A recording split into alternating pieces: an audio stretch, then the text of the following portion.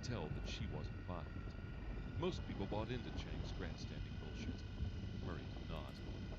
Neither apparently did President Blackman. Fine, she said. He can stay there and prep. I wanted Montoya on the case, and she is, so we'll put our full trust in her. If Murray could have lived out his bonfire fantasy, he knew some of the people in this room would eagerly join him. Others, no. These were among the most powerful people in the country.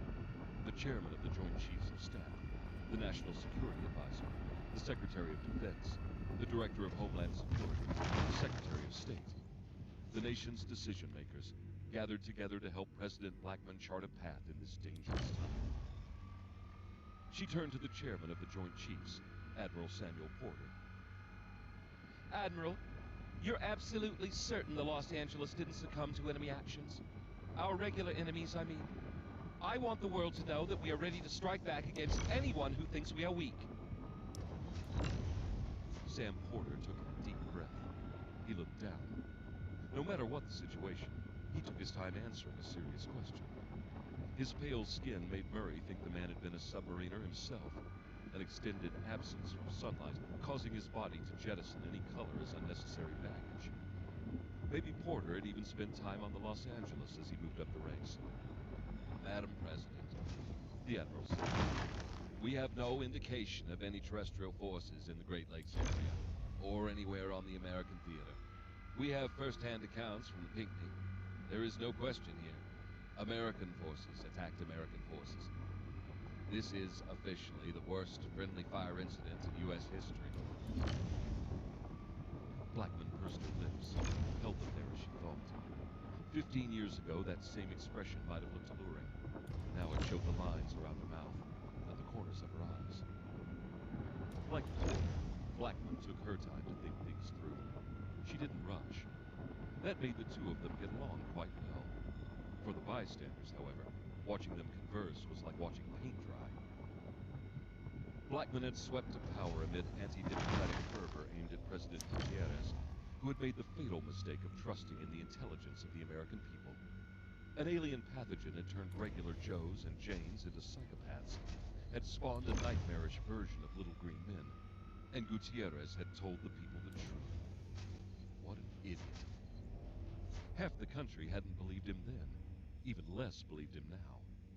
Blackman had been merciless in her campaign, citing Gutierrez's inability to keep the country safe, hammering on the fact that, as president, he'd allowed the worst disaster in American history. Those things alone should have been enough, but she'd gone one step further. Without coming out and actually saying it, her allusions and insinuations made her stance clear. Since God created everything, and the Bible was the immutable word of God, and the Bible didn't talk about aliens, well, then there couldn't be aliens. Therefore, Gutierrez was lying.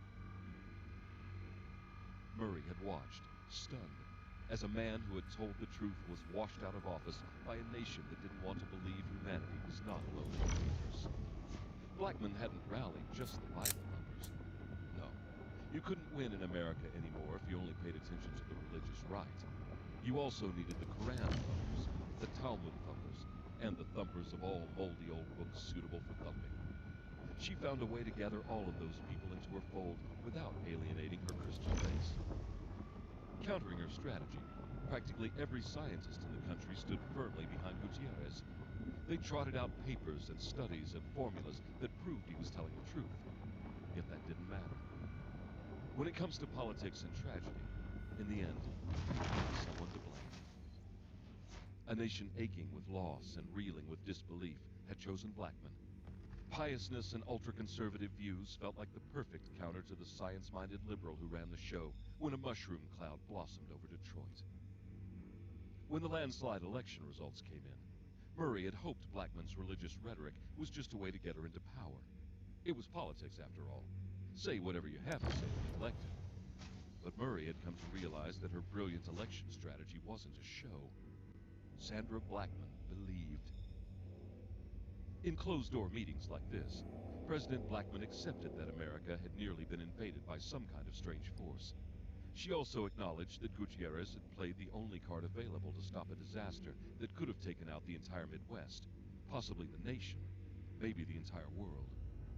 The problem was, she didn't believe that force came from somewhere other than Earth. Most of the time, she acted like the attack had to have come from another country. Russia, China, maybe even India, for which she had an inexplicable hatred. Sometimes, however, the President of the United States of America said things that made it sound like she thought the attack was satanic in nature. The fact that she might believe that, and she had her finger on the button, the thought made Murray's balls, what were left of them anyway, shrivel up into little fear peanuts that tried to crawl up into his belly and hide. Blackman turned to Andre Vogel, a man who, in Murray's humble opinion, should have walked around with a coating of slime all over him in his fancy clothes. Director Vogel, she said, what about spies? Any more information on Lieutenant Walker's background? Could she have been turned? It's possible, Vogel said. So far, however, we have nothing. Murray knew that people sometimes said his department, the Department of Special Threats, was the second most important government organization you'd probably never heard of. The first, the Special Collection Service, part NSA, part CIA, and all black budget. Special collections existed well outside the framework of official government business. Andre Vogel was exactly the kind of shifty motherfucker needed to run it. Walker seems to be as red, white, and blue as they come, Vogel said. Naval Intelligence and the FBI are looking into the entire crew of the Los Angeles, Madam President. That's a big job. But if a foreign power is at the root of this, we will find out. Typical Vogel speak. Casually mention the difficulty of the task, but also promise results. Blackman leaned back in her chair. What about the Chinese? The NSA reported there was chatter shortly after the attack. Can we be sure the Chinese weren't involved? Vogel shook his head. No, Madam President, we can't be sure. We're listening. They know something crashed into Lake Michigan 5 years ago. President Gutierrez informed the whole world that we had visitors, so it's easy for the Chinese to put two and two together. Regardless, though, they can't do anything with that knowledge. Even if they had a sub within 100 miles of our coast, they couldn't get it through the St. Lawrence Seaway and into the Great Lakes. They've got money, Murray said. Heads turned to look at him, eyebrows raised because he'd spoken out of turn. He ignored them all, just stared at Vogel. The Chinese have more money than they know what to do with. Do we really know for sure they couldn't just quietly hire locals to go down and get the thing? Vogel smiled, looking smug. The probable crash site is 700 to 900 feet deep. You need specialized gear for that. The intelligence community has been consistently monitoring all domestic companies that have the right kind of equipment, with a special eye on Lake Michigan outfits, of course. Canadian and Mexican companies as well. The Navy Task Force made short work of discouraging filmmakers, reporters, documentarians, even conspiracy theorists from venturing into a maritime exclusion zone. He sat back, gave his bald head a quick, damp rub. The only way anyone could steal our alien technology, which we haven't even secured yet, would be to invade the United States of America and occupy Michigan, Wisconsin, and Minnesota. The man knew his business, no doubt. But after all this time, he still didn't get the big picture. I'm not talking about stealing it. I'm talking about touching it. We just lost a nuclear sub, a destroyer, a cutter, and over 400 brave men and women. That didn't happen by accident. If the wreckage was somehow contaminated with any of the contagious shit that forced us to nuke Detroit, then the Chinese don't have to get the thing out of the country.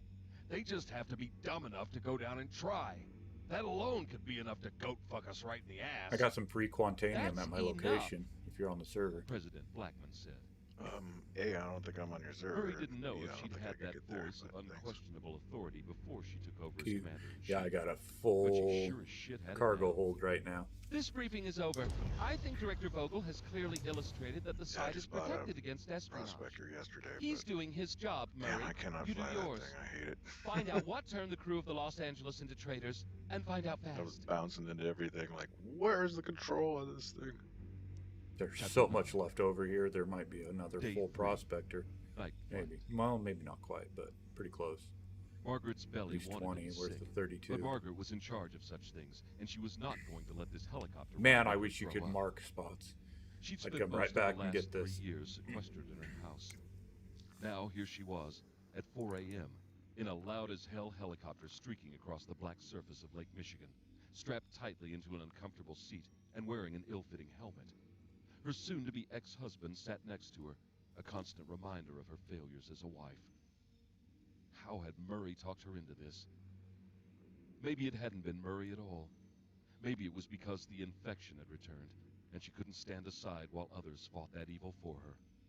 Before Project Tangram, before she and Amos stumbled onto something that would turn out to be one of humankind's biggest and worst discoveries, she had been an epidemiologist with the CDC. She hadn't been a nobody by any stretch, but no one had really known who she was. The infection changed all that. She moved from a back room to the front line. She had become the one, the person who figured it out, who stopped it. Doing so had cost so many lives. It had destroyed hers as well. She should have been a celebrity. She should have been an icon of the scientific world. Instead, she had suffered so much in the past 5 years, lost so much. She wasn't going to let that be for nothing. You will not win. I will beat you. The pilot's voice came over the headphones built into her helmet. We're coming up on the task force. We're on high alert, so this will be a slow approach as they make sure everything is okay. If you look out the port side, you can see the task force coming up pretty quick. Margaret readjusted her loose helmet as she looked. Rain pounded against the helicopter's windshield. She could see no stars, nothing but black above and below. Then in the distance, she saw the glow of lights. Warships on the Great Lakes. And the concept of lake didn't really register. She couldn't see land in any direction, not even the distant sparkle of cities or towns. As the helicopter closed in, the faint lights of the 4 gray ships became more clear. Ships were big. So big they seemed to ignore tall, black, undulating swells that could have dragged normal boats to the bottom. The longest of the gray ships looked boxy, like a cargo hull. 2 others were nearly as big, but had the sleek lines of combat vessels. One rode tall in the water, pristine and impressive, while the other listed slightly. About to buy my Parts of M50. its superstructure blackened and twisted. It took her a moment to realize the 2 ships were identical, a before and after image representing the effects of combat.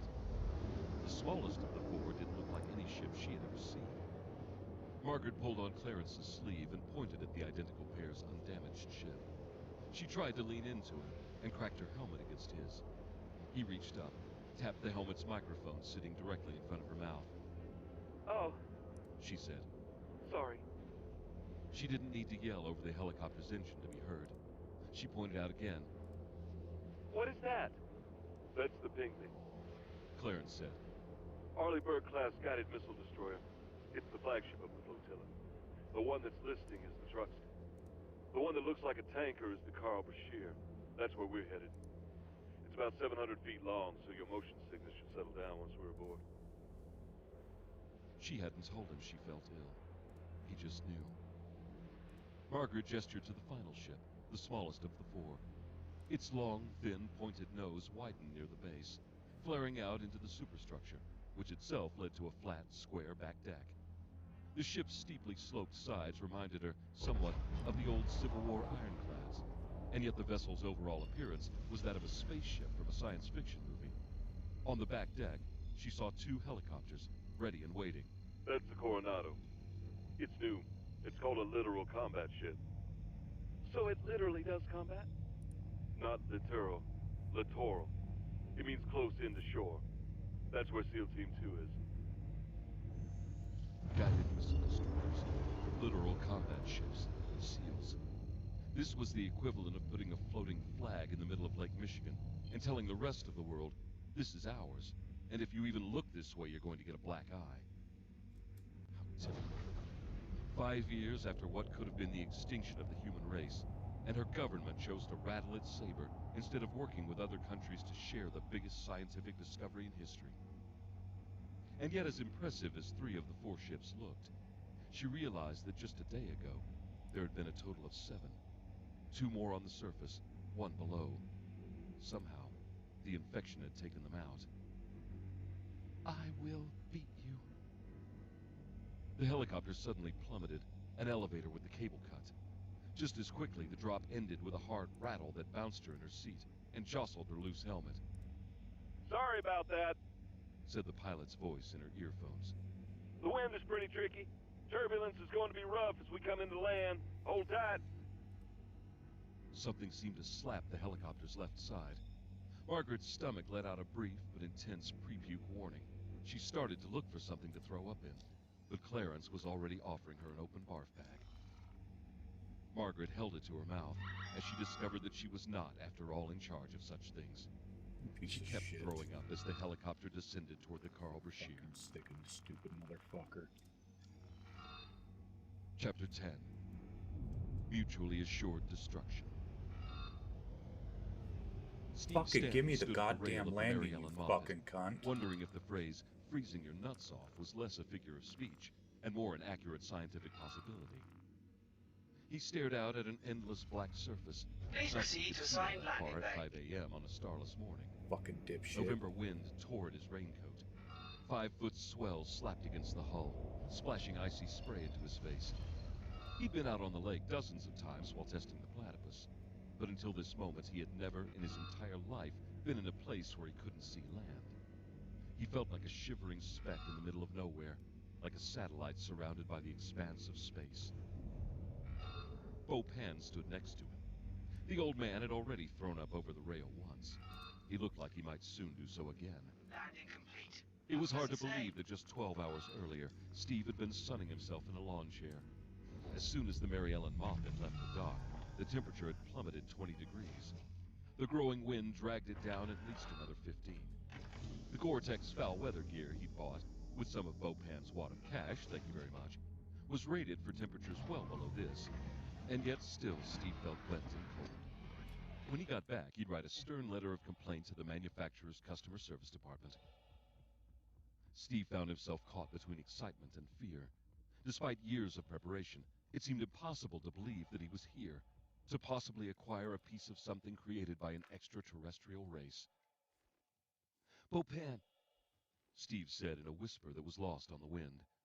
He leaned in closer and spoke louder. Bo Pan, do you really think the location is accurate? Bo Pan shrugged. He looked miserable, but resigned to the misery, like a wet sheep patiently waiting out a hailstorm. Bo Pan hawked a loogie, spit it over the side. The man had cornered the market on phlegm. I do not know. I was told to bring you here and to launch your creation that way.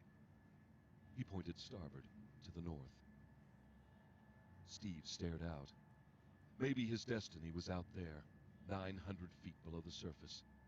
He could be the one to find it, Fucking cold to bring it back for the glory of today. China.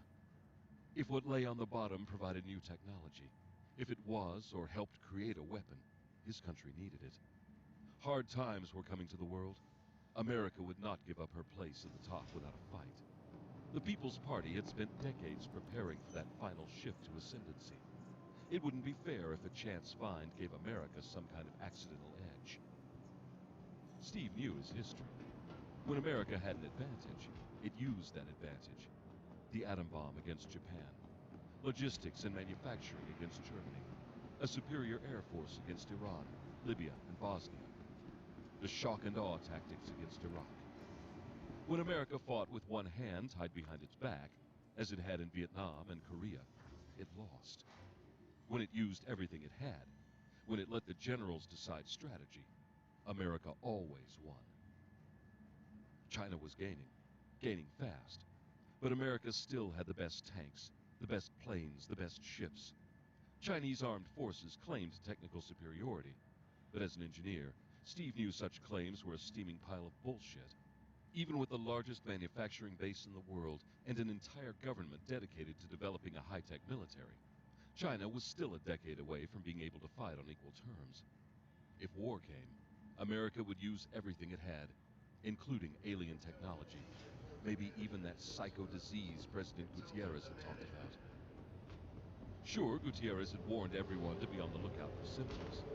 Steve remembered the president's endless TEAMS public service commercials, the acronym that told the populace to watch for triangles, excessive anger, and massive swelling. People knew what to look for, yet the disease had never reappeared. At least as far as the public knew. Hi. Good to Did have you America back. have it stored away somewhere? Like the anthrax or smallpox anything it you like? also wasn't supposed to have. If America possessed a weapon, America would use it. The only way to keep the balance, to properly protect the land of his ancestors, was to make sure China had the same weapons. If Steve found something his nation could use to defend itself, he would become a legend. In America, he could get rich, sure, but he'd always be thought of as nothing more than that smart Asian guy. In China, they would build statues of him. He would be a national hero. Bopan Fuck, gagged, did I get any then in leaned there? over the rail and threw up again. So Steve stupid. grabbed a handful of the older man's coat, just to make sure he didn't tip over and drop into the water. After a few heaves, Steve pulled Bopan back. The man wiped the back of his mouth with his sleeve. Sorry. Steve wished he could have come alone. Or if they had to send someone with him, maybe someone better than this useless seasick messenger. Noise came from farther back on the deck. Cooper Mitchell and a short Mexican man named Jose were following Jeff Brockman around the deck. Bopan had been agitated that Cooper and Brockman brought another crew member. Steve couldn't figure out why. You had to have enough people to run the boat, after all.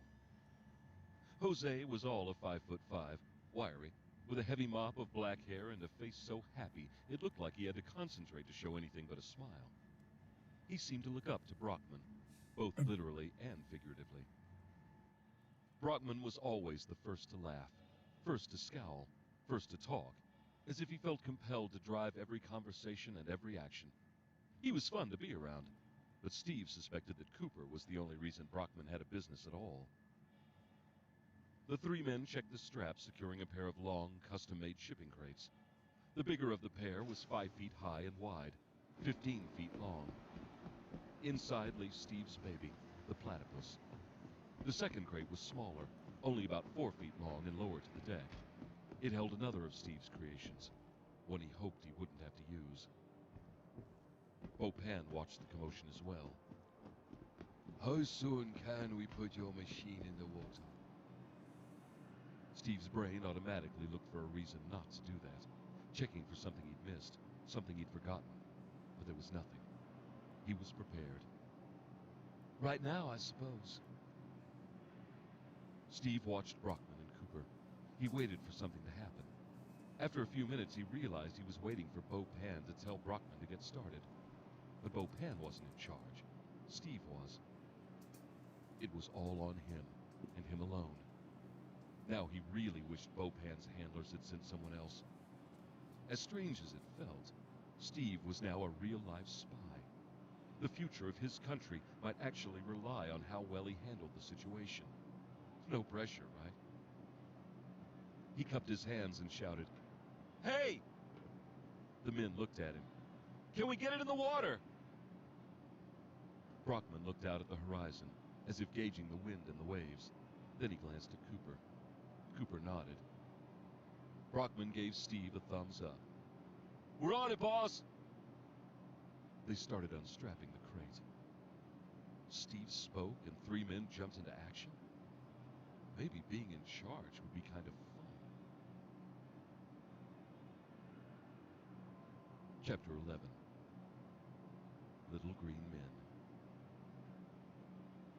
Clarence Otto sat in a chair in front of the captain's desk, waiting for Captain Jillian Yasaka to arrive. Margaret sat in a chair to his left. She stayed quiet, kept her thoughts to herself. Clarence couldn't blame her. The trip from the landing deck to this tidy office had been disturbing, to say the least. The wounded seemed to be countless. Every open space held prone sailors stretched out on tables, on cots, even lying on the floor with nothing more than a thin blanket to give them some padding. Some of the wounded slept.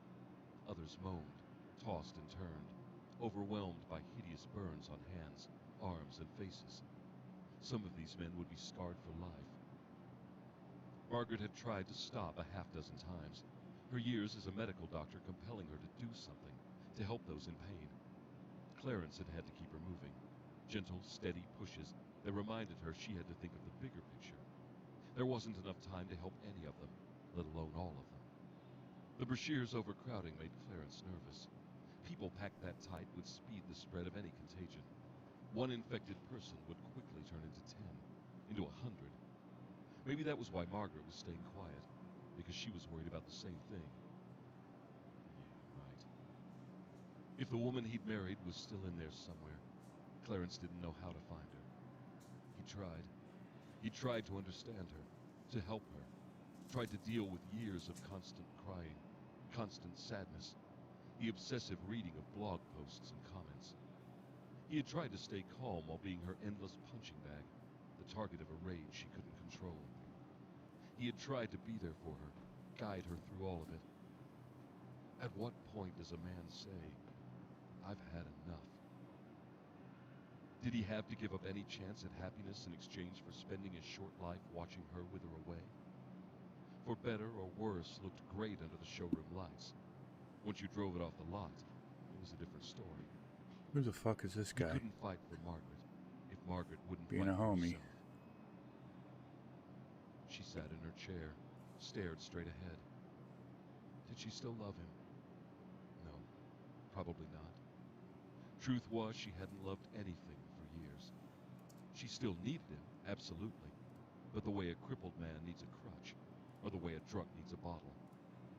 Still, as messed up as she was, Clarence knew that Margaret Montoya was the person for the job, the only person. His love for her had faded, but not his belief. She could figure this out. She could stop it. He would play his role. He'd make sure she ate, make sure she slept, because she forgot to do both when she lost herself in research. He'd fetch her coffee. He'd clean her clothes. Whatever it took. When the real shit hit the fan, Margaret Montoya took center stage, and Clarence was fine with that. Captain Yasaka entered. Clarence stood up instantly, faster than he would have liked.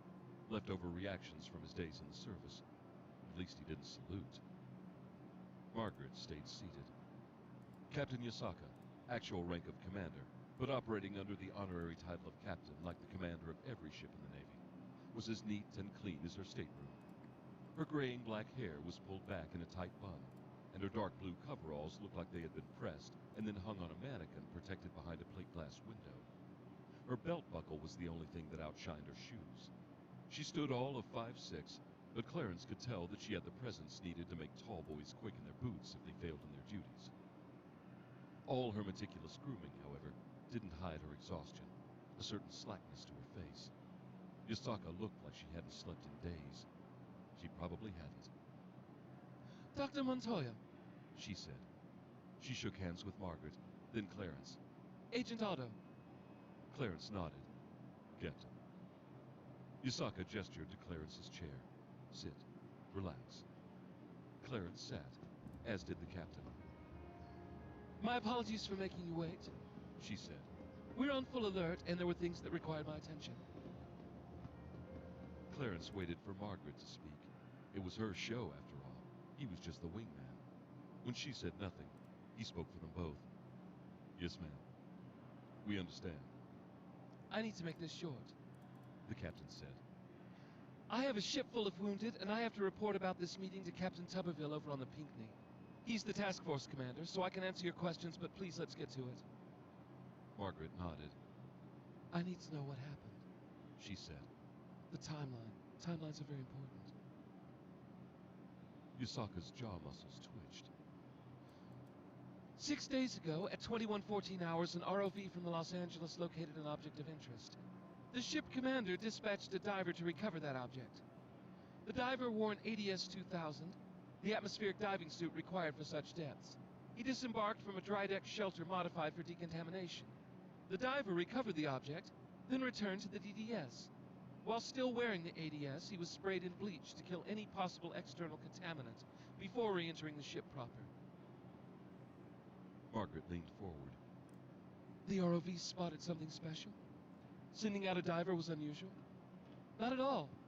Yasaka said. In fact, this was the 652nd time a diver from the Los Angeles had performed that task. Every 2 or 3 days on average, the ROV saw something the onboard crew couldn't identify. Whenever that happened, Captain Banks sent out a diver. Clarence wondered if the repetitive, uneventful nature of their job had made the divers slow. No way I'm still in the Yasaka atmosphere of this continued. planet. At 21:55 hours that same day, the Los Angeles notified us that the object was a significant discovery. Margaret looked at Clarence, then at the captain. So if they thought it was significant, why wasn't it brought up to the Oh, wow, machine? yeah. I was told this ship has a full BSL-4 research lab.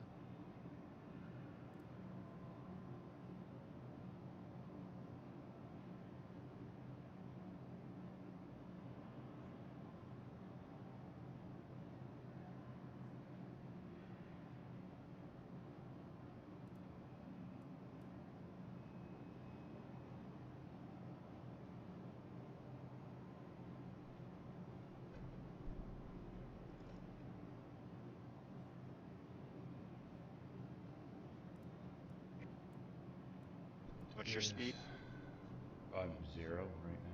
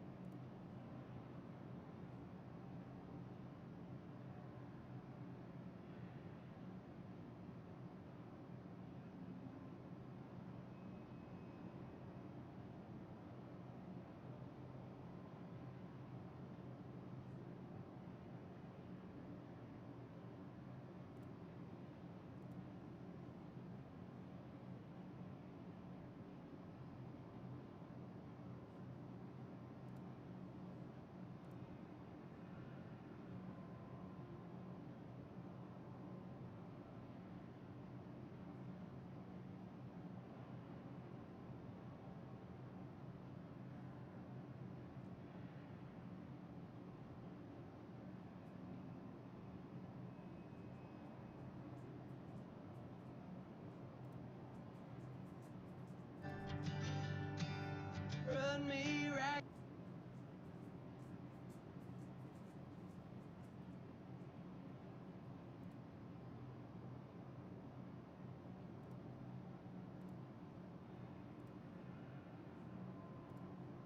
Fucking faggot.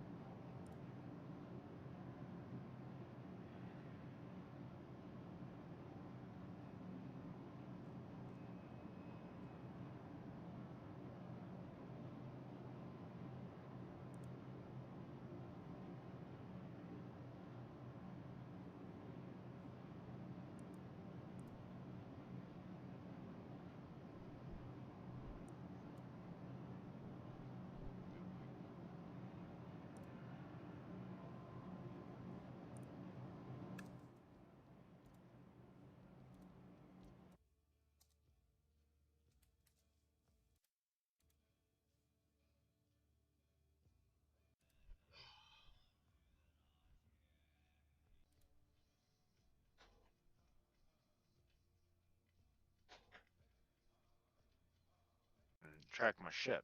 Fucking pieces of shit. How many fucking buildings they go through?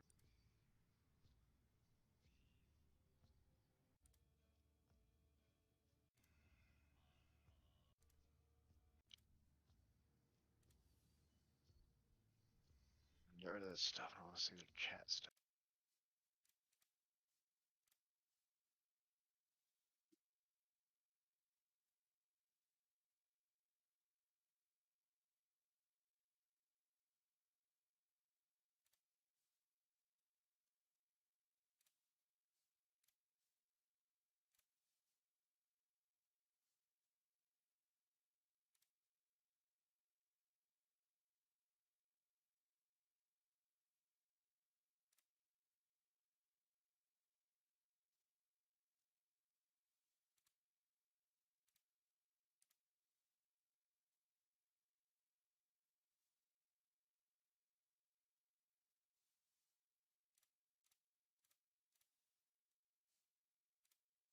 Fuck YouTube, you stupid fucking cunts. Bunch of fucking faggots. Biosafety level 4. Clarence hated those words. The most stringent safety procedures known to man, used for work with lethal, highly contagious airborne diseases like Marburg and Ebola, shit that could kill millions. BSL-4 suits, the kind Margaret wore to study the alien infection, had positive pressure. If something poked a hole in the suit, air pushed out instead of in, because contact with even a single microscopic pathogen could mean death. My ship's facilities are fully compliant, Yasaka said. We've brought up 15 objects over the last 5 years. Scraps of orbital hull, mostly. Bringing potentially contaminated items up from 900 feet below is dangerous, Dr. Montoya, and expensive. So the Los Angeles was retrofitted with a small lab of its own. Standard procedure was to make sure an object was not of terrestrial origin before sending it up. Margaret looked angry, annoyed. So they found an alien object, and they just held on to it for a few days? Yasaka nodded. If they had found an alien body, or something that was clearly made by little green men, that would have been different. What they found looked like a strange can, so they prepped it and waited until they had enough data to merit the extensive procedures required to send something to the surface. Margaret wasn't the only one getting annoyed. Clarence could see that Yasaka didn't appreciate Margaret's intensity. The captain had a ship full of wounded. Her crew had probably recovered hundreds of dead bodies from the Forrest Sherman and the Stratton. This wasn't the time for Margaret to grill Yasaka about procedure. Clarence's job of helping Margaret included stepping in when she was about to burn a bridge. So it was business as usual. You would have probably ordered the object to be brought up, but you didn't get the chance. What happened next? Margaret leaned back in her chair, tried to relax. She'd picked up on Clarence's cue, knew she needed to back off a little. Yasaka folded her hands on her desk. 3 days ago, the Los Angeles reported erratic behavior among the crew. A fight involving a few injuries. I'm afraid there wasn't much detail. Captain Banks made his scheduled daily report, but he seemed strange. Agitated, but not angry. He didn't exhibit any of the behaviors associated with the Detroit disease, nor did any of his crew send a message that they suspected he might be infected. That surprised Clarence. I'm sorry, Captain. You're saying that the crew could contact the Brashear without the captain's knowledge? She nodded. The Navy knows what could be down there, Agent Otto. Procedures were in place that would allow anyone to raise a red flag if something seemed amiss with anyone on the crew, including the captain. But no one raised a flag. No, they didn't. We now believe that the captain was infected, and he either sabotaged the red flag system before anyone could use it, or put guards at the various red flag stations, preventing anyone from calling up. His report about the fight was the last communication we received from the Los Angeles. At 1200 hours on the day of the battle, we attempted to perform our daily scheduled communication with the Los Angeles. We received no response. Sonar told us the Los Angeles was just sitting there at 800 feet, not moving at all. Yasaka paused.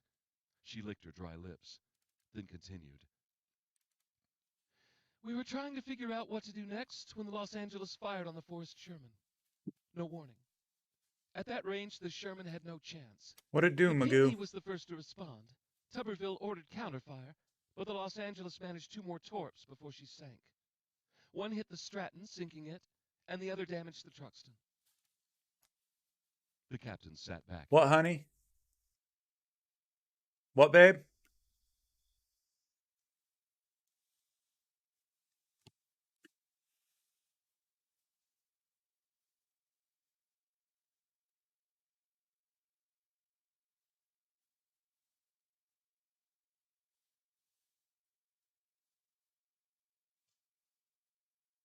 You said at 4 o'clock you'll be here at 10 minutes.